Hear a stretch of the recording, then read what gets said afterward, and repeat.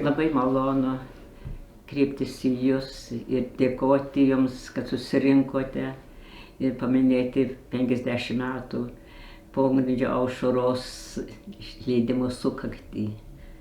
Tai buvo laikas kupinas visokių įvykių, ir gerų, ir labai blogų.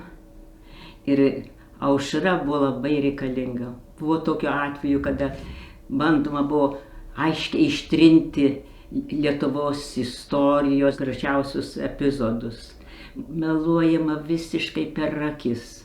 Kai aš buvau studentė ir per Lietuvos istorijos paskaitą vienas dėstytojas taip sako, kalbėdamas apie Lenkijos ir Lietuvos padalinimą, sako, vakarinę dalį pasigrobė vokiečiai, o Lietuva prisijungė prie Rusijos.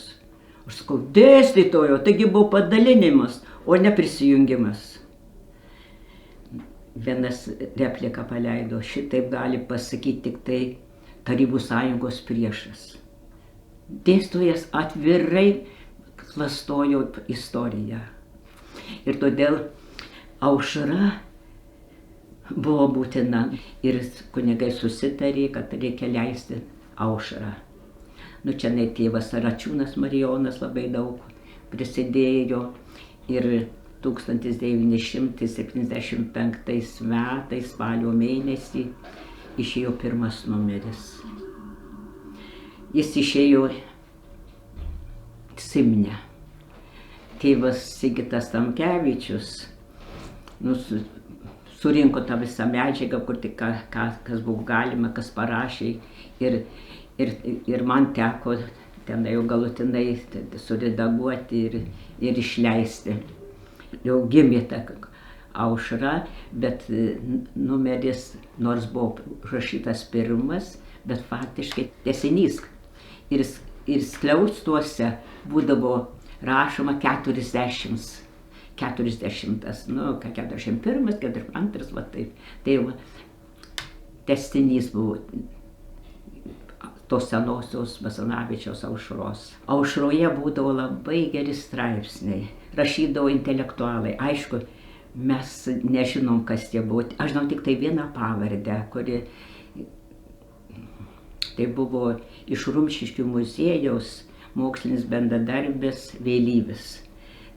O šiaip kitų niekas nežinojo ir kadangi Vėlyvis buvo artimas mūsų pažįstamas, tai mes tą žinojome. O taip autoriai buvo nežinomi.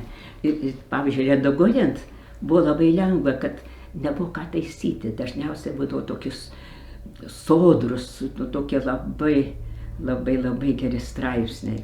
Ir jie plėtė ypatingai jaunimo akiratį.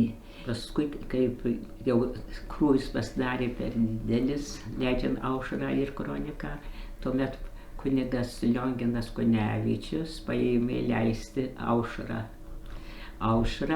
Ir jisai vienas, be tokių kitų pagalbininkų, tik tai ryšininkai, kuri viską perduodavo, buvo sesutė Virginija Kavaliauskaitė, kuri nuveždavo viską ir buvo taip viskas užslaptinta, kad niekas nežinojo, kas leidžia. Jis mokėjo taip dirbti ir ištvermingai, ir jis pats buvo toks, nu, kaip pasakyti, poetiškas, meniškas ir pajėgus leisti tą Aušrą ir platinti, ir aišku, drąsos turėjo ir jis laikė tą Aušrą ne kur pakasęs po žemėmis ar kur nors, bet savo kambarį.